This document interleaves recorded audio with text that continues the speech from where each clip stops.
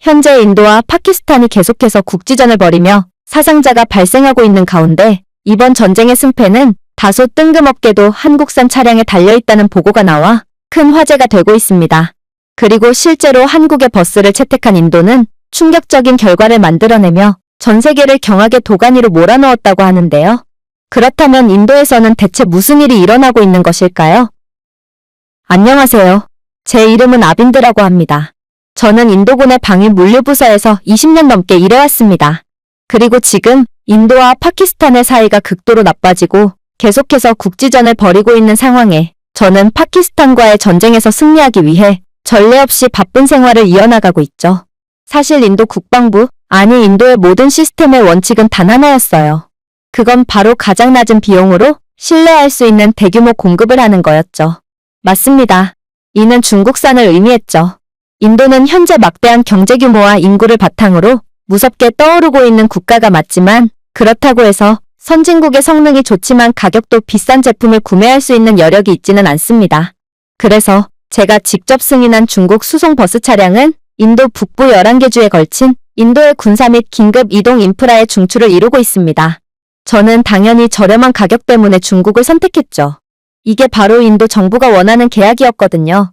그렇기 때문에 화요일 아침 국방부의 긴급회의실로 호출되었을 때 저는 수리아 장군의 긴급명령을 하달받고는 깜짝 놀랄 수밖에 없었습니다. 아빈드, 한국에 다녀와. 그가 단호하게 말했습니다. 한국의 버스 시스템을 직접 점검하고 와. 그리고 그들의 버스가 정말로 경쟁력이 있는지 확인하고 오도록 해. 저는 그를 쳐다봤어요. 대한민국 말입니까? 그는 한번 고개를 끄덕였습니다. 내 결정이 아니야. 국방부 직통 명령이다. 어쩌면 인도의 미래가 걸린 일일지도 모르지. 보고서를 열어보니 첫 페이지가 가슴에 주먹을 날리듯 와닿았습니다. 인도와 파키스탄의 기밀 비교 물류 현황이었어요. 위성 데이터와 현장 보고서에 따르면 파키스탄은 퇴역한 한국산 잉여버스로 야전 수송부대, 특히 고고도 병력 이동성을 업그레이드했다고 했어요. 그 결과 고장은 40% 감소, 연비는 30% 향상되었으며 고도 관련 엔진 고장이 거의 제로에 가까운 충격적인 결과를 얻었다고 했죠. 말도 안 됐습니다. 제 조국인 인도와 같이 파키스탄 또한 가격 경쟁력 탓에 중국산 버스에 전적으로 의존하고 있었어요. 그러던 와중 이들에겐 신형 한국 버스를 수입할 돈이 없었기에 현대에서 20-30년 전에 제작된 버스를 수입했던 것입니다. 그런데 그러한 한국의 고물 버스가 최신 중국 모델을 능가하고 있다니 이건 정말 당황을 넘어 황당하기 그지없었죠. 저는 믿기지 않는다는 표정으로 그를 바라보았습니다. 저희는 20년 동안 중국산을 수입해왔습니다. 이제 와서 한국과 거래를 하게 된다면 더는 중국으로부터 저렴한 가격의 물건을 수입하지 못하게 될까봐 두렵습니다. 그러나 수리아 장군은 단호했어요. 지난 겨울 카르길에서 버스 세대가 고속도로에서 얼어붙었던 상황을 생각해봐. 날씨가 조금만 추워져도 멈춰버리는 중국 버스는 우리의 긴급 병력 지원을 가로막았고 결국 해당 전투는 파키스탄에 패배하고 말았어. 아빈드, 이건 중국과의 거래 중지를 의미하지 않아. 아직은 말이야. 하지만 지금 우리에겐 선택지가 필요해. 그러니 한국으로 가서 내가 직접 한국의 시스템을 살펴보고 오도록 해. 글쎄요, 이건 시간 낭비가 될 것이 분명했습니다. 하지만 제가 할 수 있는 건 아무것도 없었죠. 저는 명령을 받고 있었기 때문입니다. 사무실로 돌아왔을 때 저는 거의 1시간 동안 조용히 책상에 앉아 있었습니다. 비서인 라제쉬가 차를 가져다주며 무슨 일이 있었는지 묻더군요. 저는 대답하지 않았습니다. 대답할 수가 없었죠. 그 순간 물류뿐만 아니라 더 깊은 곳에서 온 마음이 빙글빙글 돌았거든요. 한국에 가는 것은 배신처럼 느껴졌습니다.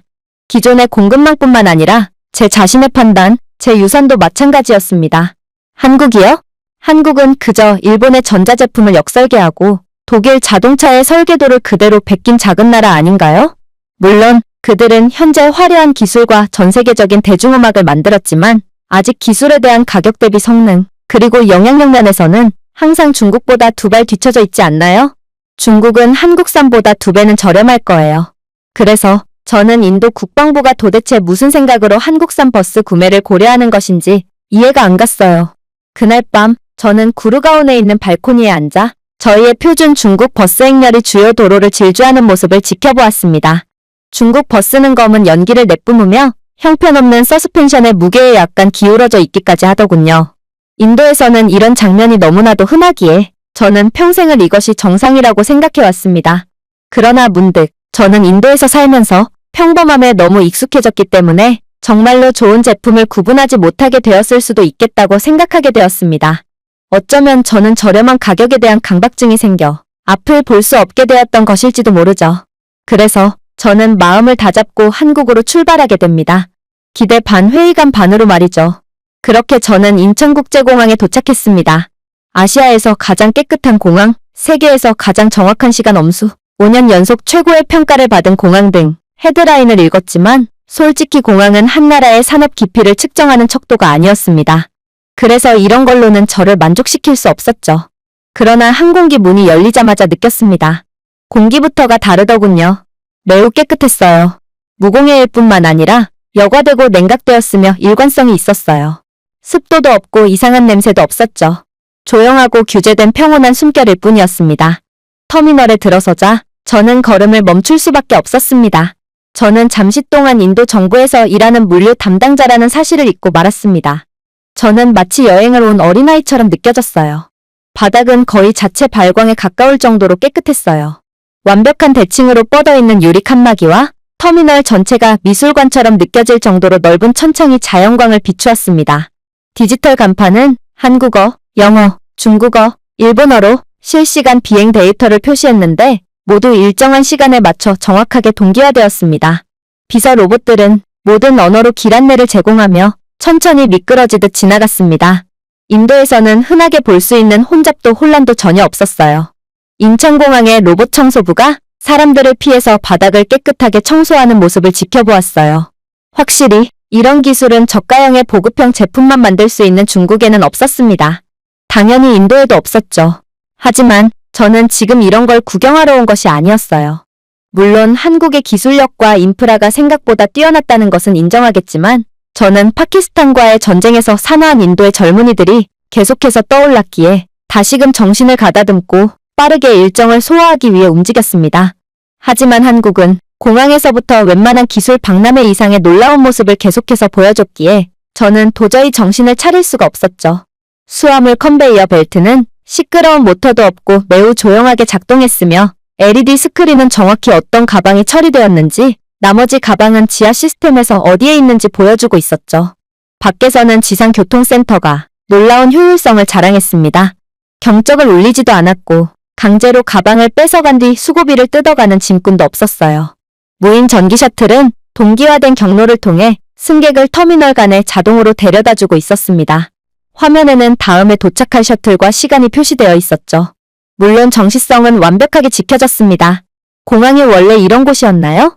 끔찍한 혼란과 더러움이 공존하는 인도 공항과는 차원이 달랐어요. 저는 중국 출장도 자주 가봤지만 한국의 인천공항이 보여준 모습은 중국 따위는 한국의 상대조차 안 된다는 것을 직접 실력으로 증명하고 있는 듯 보였죠. 그렇게 저는 완전히 넋이 나간 채 이동했습니다. 현대자동차의 차량 물류센터로 향했죠. 가는 길에서 저는 애써 침착을 유지하려 했습니다. 객관성을 잃어버린다면 현명한 거래를 할 수가 없거든요. 반짝이는 공항이 있다고 해서 히말라야에서도 살아남을 수 있는 버스를 가진 것은 아닙니다. 저는 버스가 실제로 무엇을 가지고 있는지 어떤 성능을 보일 것인지에 대해 객관적으로 파악해야 해요. 그렇게 저는 현대의 스마트 차량 진단센터에 도착하게 됩니다. 외관상으로는 평범한 연구시설과 별다를 바가 없어 보였어요. 흰색 모듈러 벽, 지붕을 감싸고 있는 태양광 패널, 바닥에 칠해진 유도 경로를 따라 조용히 굴러가는 자율주행 부품 운반 기계들이 있었습니다. 그런데 그렇게 센터에 입장하려고 할 때 제 방문에 대한 설명을 맡았다던 미나 씨가 제게 방문자 배지와 태블릿을 건네주더군요. 이곳에 있는 동안 시스템과 동기화될 것입니다. 라고 그녀는 말했습니다. 처음에 저는 그녀가 도대체 무슨 소리를 하는 건지 이해가 안 갔어요. 동기화라니 도대체 그저 공장일 뿐인 이곳에서 무슨 동기화가 필요하다는 말인가요? 하지만 저는 스마트 팩토리 내부에 진입하자마자 경악을 할 수밖에 없었어요. 각 버스는 하역 장치를 스캔하는 로봇 진단 장치와 페어링되어 있었고 기둥에 장착된 스크린은 실시간으로 업데이트되며 타이어 압력 변화, 브레이크 패드 두께, 하중 하에서의 서스펜션 동작 등 전체 시스템 보고서를 표시했거든요. 한 한국인 기술자가 버스 옆에 조용히 서서 태블릿을 관찰했지만 아무것도 건드리지 않았습니다. 제가 받은 태블릿과 같은 것이었죠. 그들은 수동으로 아무것도 할 필요가 없나요? 저는 불신을 억누르려고 노력하며 물었습니다. 리나 씨는 기술자를 힐끗 쳐다보았습니다. 거의 그럴 필요가 없죠. 시스템이 이상 징후를 표시할 때만 태블릿에 나타나고 그때만 수동 작업을 하면 되거든요. 다른 모든 것은 AI에 의해 구동됩니다. 한국의 기술력은 거의 완전 자동화를 이뤄낸 상태거든요. 그 순간 태블릿이 진동했습니다. 알림이 떴습니다. HDB 872 장치, 브레이크 라인 보정이 0.3% 감소합니다. 수동 검사를 권장합니다. 그러자 한국인 기술자는 즉각적으로 움직이며 수동으로 문제의 버스를 체크했죠. 깜짝 놀랐어요. 인도에서는 이런 종류의 세부사항 검사를 위해 버스 한 대당 5명의 기술자, 손전등, 그리고 오후 내내의 시간이 필요할 것입니다. 그럼에도 불구하고 그것은 정확하지도 않죠. 그래서 저는 더더욱 한국의 시스템과 놀라운 기술력을 믿을 수가 없었어요. 진단 데이터베이스를 얼마나 자주 업데이트하시나요? 이 기술을 얼마나 신뢰할 수 있죠? 제가 물었습니다. 매일요. 그녀가 대답했습니다. 각 차량의 데이터가 중앙 클라우드에 업로드됩니다. 이렇게 하면 부품 주문 및 예측 유지 보수에서 중복이 전혀 발생하지 않아요. 즉, 생산 비용을 대폭 절감할 수 있다는 뜻입니다. 그녀는 별로 놀랄 것도 없다는 듯 너무나도 당연하다는 듯 말했습니다. 마치 한국에서 이 정도 기술력쯤은 아무것도 아닌 것처럼 말이죠. 하지만 진짜 놀라운 점은 따로 있었어요. 리나 씨는 이내 말도 안 되는 장면을 보여주기 시작했거든요. 각 버스의 수명주기 로그였어요. 한국의 버스는 한 번의 탭으로 제조 날짜, 첫 번째 배치, 모든 오일 교체 주기, 모든 필터 교체 기록, 모든 타이어 회전 기록 등 모든 역사를 확인할 수 있었거든요. 오르막길에서의 평균 엔진 진동 수준조차도 말입니다. 이를 통해 빠르게 문제를 파악하고 사전 점검을 할 수 있었고 고장을 예측하며 공백 주기를 최소화할 수 있었죠. 어떻게 이런 기술을 현실화 시켜놓을 수 있을까요? 저는 순간 가슴에 무언가 답답한 느낌이 들었습니다. 갑작스럽고 씁쓸한 깨달음이었죠. 부끄럽지만 인도에서는 엔진 소리, 냄새, 운으로 버스의 상태를 판단합니다. 그리고 이건 중국에서 권장하는 방법이기도 하죠. 한국의 이 깨끗하고 조용한 공학의 대성당에서 기계들이 진실을 말하고 인간들은 그저 귀를 기울이는 모습과는 정반대의 모습인 것입니다. 저는 화면을 손가락으로 훑어봤어요. 왜 그렇게 상세한 데이터를 보관하나요? 이런 기술력을 구현하는 데는 높은 비용을 필요로 할 것입니다. 그러나 미나 씨는 망설임 없이 저를 바라보더군요. 사람의 목숨은 브레이크 오프셋 0.3%가 좌지우지합니다. 그리고 한국은 그걸 가지고 도박을 하지 않죠. 그 대답이 저를 멈추게 했어요. 그녀의 대답은 한국은 차원이 다른 국가라는 것을 간접적으로 말해주었거든요. 저는 그저 손에 들고 있는 태블릿을 멍하니 내려다보았습니다. 태블릿은 데이터뿐만 아니라 판단력도 담고 있는 것처럼 무겁게 느껴졌습니다. 우리가 할 수 없던 모든 것이 태블릿 하나에 고스란히 담겨 있었습니다. 그리고 이 여행이 시작된 이후 처음으로 회의감을 느끼지 않았죠. 한국을 얕잡아봤던 과거가 부끄러울 따름이었습니다. 그렇게 스마트 팩토리 견학이 끝났습니다. 저는 한국의 시내버스를 탑승한 뒤 숙소로 향했어요. 중국산 버스에서 볼 수 있는 삐걱거리는 공합식 숨소리가 아니었습니다. 계단은 흠집이 없었고 미끄럼 방지 소재로 코팅되어 있었습니다. 마모된 고무도 없었죠. 끈적이는 소다 얼룩도 없었습니다. 심지어 버스 천장에는 AI 기반 자동 온도 조절 장치를 비롯한 공기 정화 장치까지 개별적으로 존재하고 있었죠. 버스 내부의 작은 LED 패널은 버스의 현재 속도, 다음 정류장, 외부 온도, 버스의 정확한 이산화탄소 배출량을 실시간으로 보여주었어요. 중국산 저렴한 제품들이 너무나도 당연하게 여겨지는 인도에서 생활하다 보니 저는 이곳 한국이 마치 공상과학 소설 속 공간처럼 느껴졌어요. 그리고 버스가 마침내 출발할 때 너무 부드럽게 가속해서 저는 움직이는 것을 거의 알아차리지도 못했습니다. 기어의 갈림길도, 스로틀도 회전하면서 삐걱거리는 소리도 없었어요. 계속된 조용한 미끄러짐이 고속도로를 따라 이어졌습니다. 탑승 10분 후 저는 일반 한국 시민들이 버스를 탑승하는 장면을 지켜보았습니다. 아무도 인도에서처럼 스마트폰을 대고 소리를 지르지 않더군요. 아무도 큰 소리로 음악을 틀고 있지도 않았습니다. 모두 조용히 에티켓을 지키고 있었어요. 한 남성은 정차 직전에 일어나 자신이 가지고 탑승했던 쓰레기들을 전부 그대로 갖고 내렸고 심지어 물티슈로 버스 일부를 닦아내기까지 했어요. 그러나 이러한 한국인들의 놀라운 시민의식은 이게 시작일 뿐이었습니다. 버스가 정류장에 정차했습니다. 한 어린 학생이 졸다가 급하게 버스에서 내리게 됩니다. 하지만 그녀는 급하게 내리다가 자신의 자리에 작은 지갑을 두고 내렸더군요. 저는 당연히 다른 승객이 그 지갑을 자신의 호주머니에 넣어버릴 거라고 생각했습니다. 그러나 놀라운 장면이 펼쳐졌어요. 한 할머니가 침착하게 그것을 집어 운전자에게 건넸고 운전자는 바코드 스캐너가 달린 투명 분실물 상자에 떨어뜨렸거든요.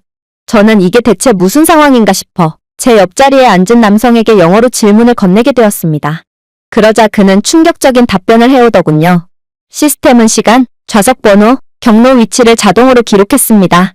아마 지갑을 잃어버린 아이가 분실물 센터에 전화를 한다면 기록된 증거를 바탕으로 곧바로 지갑을 되찾을 수 있게 되겠죠.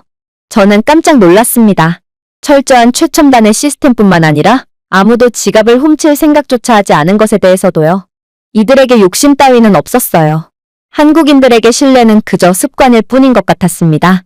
그때 인도에서의 기억이 떠올랐습니다. 지난달 비하르에서 누군가 중국산 수송버스에서 디젤을 훔쳐갔기 때문에 전체 군사 배치를 연기해야 했습니다. 나중에 저희는 창고 경비를 하던 부사관이 매일 밤 디젤을 훔치고 있다는 사실을 알게 되었습니다. 현재 전시 상황에서 동료의 목숨이 달려있는 긴박한 상황에 자신의 이익만을 위해 행동한 것입니다. 하지만 GPS 추적도 없었고 연료 감사도 없었으며 물론 책임도 없었습니다. 그에게 가해진 처벌도 딱히 없었죠. 물론 중국산 버스 자체도 문제가 심각했어요. 너무 저렴한 탓인지 한국산 버스와는 완전히 다른 퍼포먼스를 보였거든요. 구부러진 금속 프레임과 투박한 서스펜션, 대시보드는 거의 일회용품처럼 쉽게 망가졌어요. 한 번은 중국 버스 중 한 대가 급정거를 하자 앞 패널이 열리면서 배선이 그대로 노출되는 것을 본 적이 있습니다. 당시에는 농담을 하기도 했습니다. 중국 버스는 브레이크도 밟으면 안 된다고 말입니다. 그러나 저는 이게 정상인 줄 알았어요. 그러나 한국 버스를 한번 경험해보니 제 인도에서의 중국산의 경험은 말도 안 되는 것임을 깨닫게 되었죠. 저는 한국산은 조금 더 비싸더라도 장기적으로는 더욱 이익을 가져다 줄 거라는 확신을 느꼈습니다. 그래서 이제 본격적인 계약을 하기 위해 현대 측과 다시 만났죠. 현대 측은 본격적인 거래 이야기를 하기 전에 뭔가를 보여주겠다고 하더군요. 역시나 한국은 그들만의 확고한 스타일이 있었어요. 한국인들은 허세를 부리는 것을 극도로 싫어하는지 있는 척은 절대로 하지 않지만 내면은 꽉 차다 못해 전 세계를 완전히 지배해버릴 듯 어마무시했죠. 이곳 센터도 그랬습니다.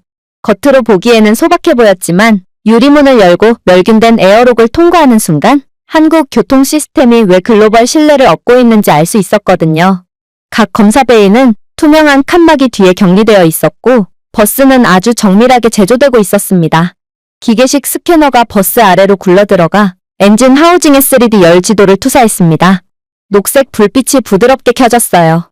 정상입니다. 앞 유리 위에는 LED 상태가 표시되어 있습니다. 보정 확인. 브레이크 시스템 97.6% 정상. 다음 유지보수 14,300km. 거의 말을 할 수 없었어요. 분해 없이 전체 스펙트럼 진단을 실행하고 있다고요? 현대 측의 책임자는 미소를 짓더군요. 시스템이 마모 등의 이유로 비정상적인 빈도를 감지할 때만 분해가 필요합니다. 그런 심각한 경우가 아니라면 소프트웨어 진단으로도 충분해요. 한국의 차량은 그렇게 설계되었거든요. 저는 그저 관자놀이를 문지를 뿐이었습니다. 이건 말도 안 돼요. 한국은 기계를 마치 인간 환자처럼 취급하고 있네요. 그러자 현대 측의 책임자는 조용하고 확고히 대답하더군요. 고장난 버스는 고장난 드론보다 더 위험합니다. 사람을 태우기 때문이죠. 우리는 그것을 절대 잊지 않습니다. 돈이 문제가 아니거든요. 그리고 저는 레이저 링으로 타이어 둘레를 측정하는 로봇을 보고 그저 말문이 막혀버렸어요. 그때 조국에 대한 기억이 다시금 떠올랐죠. 파키스탄과의 국지전을 하기 위해 출동했던 중국산 군용 버스 40대가 고지대 스트레스로 인해 접지되었습니다. 볼트는 싸구려 합금이었고 버스 프레임은 운행 8개월 만에 미세한 균열이 생기기 시작했기 때문입니다. 그러나 결론적으로 큰 문제는 일어나지 않았어요. 파키스탄이 쓰던 중국산 버스도 고지대에서 퍼져버렸고 양측 다 지원 병력은 도착하지 않았기에 결국 그 누구도 손해를 보지 않은 결과로 이어졌거든요. 그러나 이에 대해 중국 측에 항의하자 중국은 황당한 답변을 건네오더군요. 볼트를 더 자주 조이세요. 유관검사 주기를 늘리세요. 그것이 바로 우리의 시스템인 것입니다. 저는 하리아나에서 렌치로 차축을 두드리며 소리만 듣고 안전하다고 선언하는 정비사의 모습이 떠올랐습니다. 그리고 심나 외곽 오르막길에서 안티락 제동 시스템이 고장나 한 소대 전체가 그대로 허망하게 낭떠러지 아래로 사라진 사건이 생각났어요. 중국 제조업체는 사용 환경을 탓하더군요. 그러나 그런 일은 한국이 만든 버스에서는 절대로 일어나지 않는, 아니 일어날 수가 없는 상황이었습니다. 그리고 그 순간 저는 끔찍한 것을 깨달았습니다. 우리는 단순히 더 저렴한 기계를 수입하는 것이 아니었습니다. 우리는 비용 절감을 가장한 쓰레기를 수입하고 있었습니다. 저는 한국의 전문가들과 허밍 진단기로 가득 찬 그 깨끗한 시설에 서 있을 때 제 내면 깊은 곳에서 무언가 변화하는 것을 느꼈습니다. 존중이었어요. 한국 공학뿐만 아니라 그 뒤에 숨겨진 사고방식 말이에요. 여기서 차량은 그저 제품으로만 취급되지 않았습니다. 약속으로 취급되었죠. 그리고 중국은 너무 오랫동안 저희 민족에 대한 약속을 어기고 있었습니다. 그렇게 3일 후 델리로 다시 도착한 저는 여전히 한국에서 목격한 모든 것을 처리하고 있습니다. 지능형 진단, 추적 가능한 부품, 실시간 차량 분석 등 모든 것을 처리하고 있습니다. 제 머릿속은 가능성으로 빙글빙글 돌고 있었어요. 활력이 넘쳤습니다. 희망적이었어요. 한국 버스만 있다면 이번 국지전에서 파키스탄을 압도할 수 있을 것이고 어쩌면 극명한 힘의 차이를 깨달은 파키스탄은 더 이상 인도에게 덤비는 것이 무의미함을 깨닫고 꼬리를 내리게 될 수도 있겠죠. 그리고 그때 전화가 왔습니다. 북부 지역에서 소규모 충돌이 보고되었죠. 국경 배치 명령이 있었고 중국산 버스가 동원되었습니다. 몇 시간 후 저는 파탄코트 군사기지의 활주로에 서서 중국산 BS-16 전술수송 버스 함대가 카슈미르 계곡을 향해 병력 이동을 위해 줄을 서는 모습을 지켜보았습니다. 매트한 올리브 페인트, 높은 클리어런스, 틴팅된 창문 등 겉으로 보기에는 멀리서도 충분히 자신감 있는 모습이었습니다. 하지만 저는 더 잘 알고 있었습니다.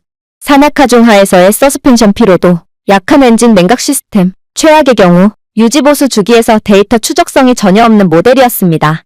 즉, 멀쩡한 겉모습과는 달리 중국산 버스는 언제 퍼져도 이상할 것이 없다는 것입니다. 실제로 첫 번째 버스가 굴마르그를 지나 험난한 산길을 오르기 시작하자 뒤쪽 배기가스에서 연기가 뿜어져 나왔다는 보고를 받았습니다. 30분 만에 2대의 버스가 과열되었고 한 대는 가파른 커브에서 멈췄다는 절망적인 추가 보고도 받게 되었죠. 운전자는 다시 시동을 걸려고 했지만 브레이크 페달이 헐겁게 작동하여 유압 고장이 발생했다고 했어요. 군대는 짐을 내리고 버스를 밀면서 나가기 시작했습니다. 무전 내용은 더욱 참담했어요. 왜 지원 병력이 움직이지 않는 겁니까? 대령이 급하다는 듯 무전기에 대고 짖었습니다. 우리는 구구역 근처에서 적의 움직임에 대한 정보를 입수했다고요. 우리만으로는 무리입니다. 빠른 지원이 필요해요. 저는 가슴이 두근거리며 머리를 감싸쥐었어요. 하지만 제가 할 수 있는 건 없었죠. 세 번째 중국산 버스는 아직 경사면의 중간 지점에 있었지만 갑자기 파괴적인 기계음을 냈다는 보고를 받았습니다. 기어 박스가 꽉 잡혔고 움직일 수 없게 되었다고 하더군요. 중국산 버스는 험준한 산악 지형을 오르면서 전부 다 퍼져버린 것입니다. 군인들은 이제 장비를 도보로 운반하고 있었습니다. 돌격 소총과 30kg 군장을 든 젊은 남성들이 버스 고장이라는 황당한 이유 때문에 예정보다 빠르게 전투에 뛰어든 것입니다. 하지만 최악의 상황은 아직 오지 않았습니다. 능선 반대편에서 한 줄기 차량이 다가오는 것을 발견했다는 무전이 추가적으로 들려왔거든요. 눈, 고도, 날카로운 곡선을 따라 매끄럽고 매트한 회색 버스가 완벽하게 움직였다고 했어요. 그건 바로 퇴역한 한국산 현대 버스였어요. 파키스탄 국기가 개양되어 있었죠. 얼어붙었습니다. 이들은 개조한 한국 버스와 중국 버스를 함께 운영하고 있었기에 저희를 압도하는 기동성을 보였던 것입니다. 이러한 절망적인 상황에서 저희 쪽 운전병 한 명이 당황한 채로 무전을 보냈습니다. 큰일입니다. 지원 요청조차 할 수 없어요. GPS 모듈이 고장났어요. 어떻게 하죠? 저는 주먹을 불끈 쥐었습니다. 저희는 GPS 패널이 장착된 중국 버스를 구입했지만 급박한 상황에서 위성 동기화가 고장나 버렸던 것입니다. 아니, 이 기능이 정상적으로 작동이 된 적은 있었는지조차 확인이 안 됐죠. 저희는 가장 저렴한 버스를 주문했고 이를 전략 계획이라고 불렀습니다. 하지만 지금 저희는 그 대가로 피를 지불하고 있었습니다. 그렇게 이번 작전은 완패하고 맙니다. 작전은 완벽했지만 버스가 마땅히 보여줘야 할 퍼포먼스를 보여주지 못했기 때문입니다. 그날 밤 저는 잠을 잘 수도 없었어요. 눈을 감을 때마다 중국산 버스에서 흘러나오는 연기, 미끄러지는 타이어, 부러진 기어 레버가 보였습니다. 그리고 그 건너편에는 그 한국 버스의 이미지는 마치 산의 일부인 것처럼 오르다가 병사들이 필요한 곳에 정확히 도착할 수 있도록 조용히 정확하게 멈추는 모습이었습니다. 저는 침대에 누워서 천장을 바라보고 있었어요. 저희는 품질보다는 양을 선택했습니다. 신뢰보다는 소음을 선택했죠. 진정한 신뢰보다 공장 도장을 찍었습니다. 그리고 그 실수를 어깨에 짊어져야 했던 사람은 바로 이 나라의 중추인 저희의 군인들이었습니다. 때로는 전투로, 때로는 시신 가방에 다시 담아야 했습니다. 휴대폰을 찾기 위해 손을 뻗었습니다. 익숙한 숫자 위에 손가락이 맴돌았습니다. 그런 다음 전화를 걸었습니다. 회의를 앞당기고 싶습니다. 제가 한국에서 경험한 것들을 하루빨리 보고해야 할 것 같아서요. 그리고 다음날 아침, 저는 부처 회의실로 들어갔죠. 저는 보급대장인 하팔의 맞은편에 앉았습니다. 방은 어둡고 탁한 공기와 정치적 향기로 가득했습니다. 하팔은 30년 동안 대형 계약과 친숙한 업체, 특히 중국을 선호하는 조달 정책을 옹호해왔습니다. 중국과 무슨 연줄이라도 있는 것처럼 뭐만 하면 중국을 외치곤 했죠. 예상대로 제가 두꺼운 폴더를 테이블 위에 올려놓았을 때 그는 고개도 들지 않더군요. 이제 국경 상황이 통제되고 있다고 들었습니다. 라고 그는 건조하게 말했습니다. 그렇지 않아요. 제가 대답했습니다. 그냥 멈췄어요. 왜냐하면 우리 군대가 최전선까지 걸어왔기 때문이에요. 버스가 움직이지 않았거든요. 그는 고개를 들었습니다. 그래서 아빈드, 무슨 말이 하고 싶은 거예요? 저는 심호흡을 하고 보고서를 그쪽으로 미끄러뜨렸습니다. 표준 조달을 우회하고 47A조에 따른 한국과의 긴급 물류 거래를 시작하는 것에 대한 승인을 요청합니다. 그의 눈이 가늘어졌습니다. 장난합니까? 섹션 47A는 전시 전용 의전입니다. 우리는 전쟁 중입니다. 그런데 총알이 아니라 무능함 때문에 지고 있죠. 파키스탄보다 훨씬 많은 병력과 군수물자를 갖고 있음에도 말입니다. 그는 비웃었습니다. 한국에서 막판 수입을 승인하라고요? 그렇다면 중국 무역사절단에게 뭐라고 말할 건가요? 전쟁도 전쟁이지만 우리는 국제 정치를 신경 쓰지 않을 수가 없어요. 왜 자꾸 아마추어처럼 행동하는 거죠? 글쎄요. 이걸 보고도 제 보고서를 무시할 수 있을까요? 저는 단호하게 말했습니다. 저는 폴더를 열고 그에게 첫 번째 차트를 보여주었어요. 2000m 이상 고고도에서의 차량의 정상 운행 확률은 한국이 중국보다 10배는 높아요. 차량 다운타임으로 인한 전투병력 손실 기록도 마찬가지죠. 한국 차량의 고장은 어느 정도 예측할 수 있어요. 한국산 차량을 이용한다면 지금의 차량 고장 및 정비로 인한 인력 손실의 10배는 줄일 수 있어요. 하지만 하팔의 끈앞풀이었던 고위 관리가 비웃더군요. 한국 버스는 중국 버스의 2배 가격입니다. 왜 그런 건 고려하지 않는 거죠? 저는 도저히 참을 수가 없어서 테이블에 주먹을 내리쳤습니다. 군인의 목숨은 얼마인가요? 14,000피트 상공에서 땅을 잃는 비용은 얼마인가요? 방이 조용해졌습니다. 저는 현대의 검사센터 안에 서 있었습니다. 브레이크 시스템이 괜찮은지 확인하기 위해 신에게 물어볼 필요도 없었어요. 그들은 이미 과학을 통해 알고 있었거든요. 한국에 20년 이상 된 버스조차도 중국의 새 차량보다 훨씬 더 신뢰할 수 있어요. 유지 비용도 한국 버스가 훨씬 더 적죠. 장기적으로 봤을 때 한국산 버스는 중국산 버스의 10배 가격으로 들여온다고 해도 우리에겐 더욱 이익으로 작용한다는 말입니다. 가격에 매몰되지 마세요. 중국 버스를 저렴하게 구매해서 기쁜가요? 쓰레기를 돈을 주고 사오는 격입니다. 제발 객관적인 지표를 봐주세요. 마침내 수리아 장군이 의자를 뒤로 밀치고 일어섰습니다. 그는 바로 말을 하지 않았어요. 그는 팔을 등 뒤로 하고 천천히 창문 쪽으로 걸어갔습니다.